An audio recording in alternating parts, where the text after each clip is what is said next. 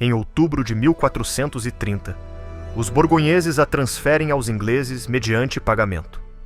Os ingleses não buscavam apenas punição, buscavam deslegitimação. Se Joana fosse apresentada como herege ou impostora, a sucessão de Carlos VII ao trono seria manchada. A arma escolhida para isso não era a espada, era o tribunal. Joana, que atravessou cidades e cercos, passa a depender de palavras, de argumentos e de um processo em que o objetivo já estava colocado antes mesmo da primeira pergunta. Rouen, em 1431, era o centro do poder inglês na França ocupada. Foi ali que Joana foi levada para ser julgada, não como prisioneira de guerra, mas como ré de um processo religioso.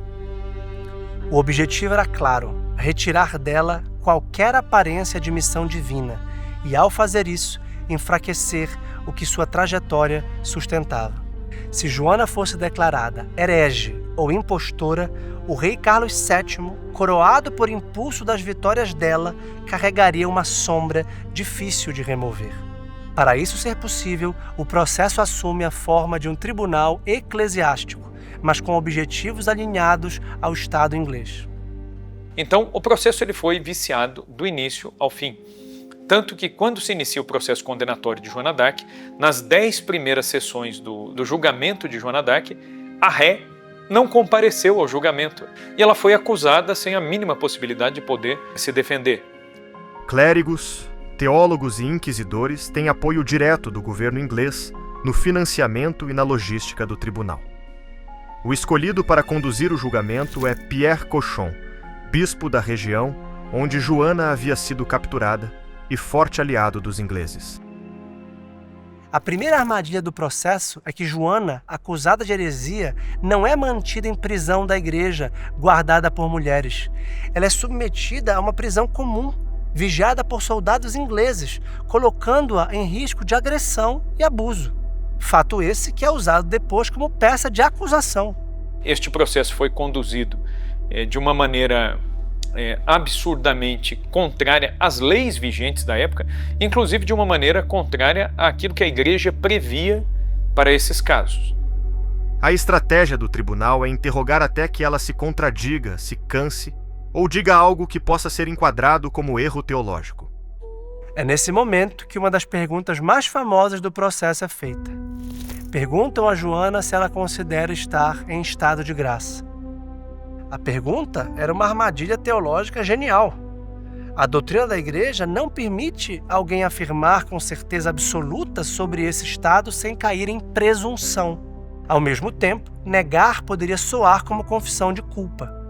Porque queriam fazer com ela aquilo que queriam fazer com Jesus, né? De pegar Jesus em contradição, então sempre faziam perguntas capciosas. E então ela dá essa pérola, né, inspirada pelo Espírito Santo, né, que justamente como Jesus prometeu, né, quando vos levarem aos tribunais, diante de reis, diante de autoridades, não vos preocupeis, porque o Espírito Santo falará por vós, né?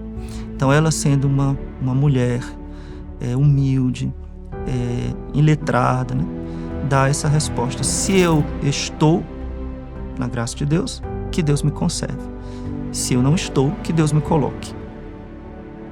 Os interrogadores ficaram atônitos com sua resposta.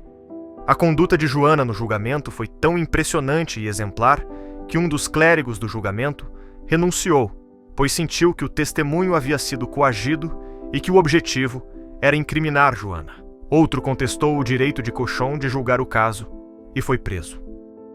Todos eles se depararam com uma mulher jovem, frágil, analfabeta, mas extremamente iluminada pela graça de Deus e que dava respostas que deixavam qualquer um desconcertados. Então, foram várias as armadilhas que doutores em teologia, sábios, filósofos fizeram para ela, e Joana d'Arc respondeu a todas as questões, sem cometer nenhuma heresia, sem cometer nenhuma inconsistência, e sempre respondia com uma vivacidade, uma inteligência que, na verdade, revelava o desejo mais do que escancarado de realizar um processo injusto. Era um processo cuja sentença já estava estabelecida antes mesmo de começar. Se não havia provas concretas para incriminar Joana aos olhos da igreja, e se os clérigos não conseguiam fazê-la se incriminar por suas próprias palavras, havia apenas um último recurso que poderia ser usado: forjar provas contra sua inocência. Na época, uma mulher vestir trajes masculinos, além de mal visto, era proibido, exceto em casos de necessidade e proteção. E Joana, naquele momento, estava presa entre soldados. Então, qualquer roupa feminina seria facilmente removida. Há relatos de que ela usava roupas masculinas amarradas e ajustadas justamente para dificultar agressões e tentativas de violência. Mas para o tribunal isso não importava. A roupa foi tratada como prova de desobediência e insubordinação. E Joana foi obrigada a assinar uma abjuração onde prometeu à igreja nunca mais usar roupas masculinas. Ainda em custódia dos ingleses, Joana é submetida a maus tratos e tentativas de estupro. E nessas circunstâncias, volta a usar roupas masculinas. Não se sabe ao certo se por segurança ou se por coerção, por terem roubado seu vestido. Quando os membros do tribunal retornam à cela no dia seguinte e a veem ainda vestida como um soldado, entenderam que ela era uma reincidente, que ela não queria se corrigir deste erro, de não vestir-se como uma mulher. E é aí que o tribunal a sentenciou como uma herege reincidente. Um crime para o qual, na época, a pena era a morte.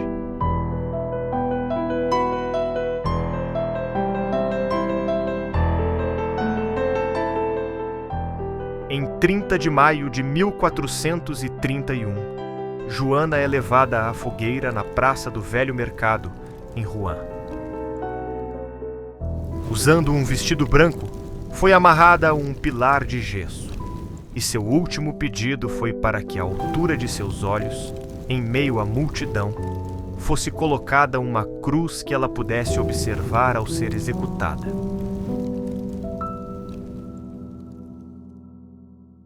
Com apenas 19 anos de idade, Joana d'Arc é queimada, com sua última visão sendo da fé, da escolha que fez em sua vida de seguir o chamado divino, representado naquela cruz através das chamas. Quando ouvimos a palavra santo, logo pensamos em seres perfeitos ou distantes da realidade. Na verdade, um santo é alguém que buscou ao máximo assemelhar-se a Jesus Cristo, agindo com uma coerência absoluta entre seus princípios e sua fé. E para que você conheça essas trajetórias de redenção e luz, a Brasil Paralelo lançou a série Vida dos Santos. Nela mergulhamos nas histórias de figuras como Joana d'Arc, Inácio de Loyola, Tomás de Aquino, João Batista e José de Anchieta. Pessoas que atravessaram séculos e ainda servem como bússola para a humanidade. Para acessar e descobrir como essas vidas se tornaram dignas de serem imitadas, clique no link da descrição ou aponte a câmera do celular para o QR Code na tela. Desbloqueie esta série e todo o nosso catálogo religioso, que inclui produções como o documentário O Papa que Venceu o Comunismo, filmes Luta pela Fé, A História do Padre Stu e Paulo, Apóstolo de Cristo. Cursos completos como Vida de Cristo e Entre Anjos e Demônios. Além da primeira ficção original da BP, Oficina do Diabo. Sua assinatura é o que nos permite continuar contando essas histórias que elevam a alma e resgatam os bons valores. Torne-se um membro da Brasil Paralelo e garanta todas essas produções hoje mesmo.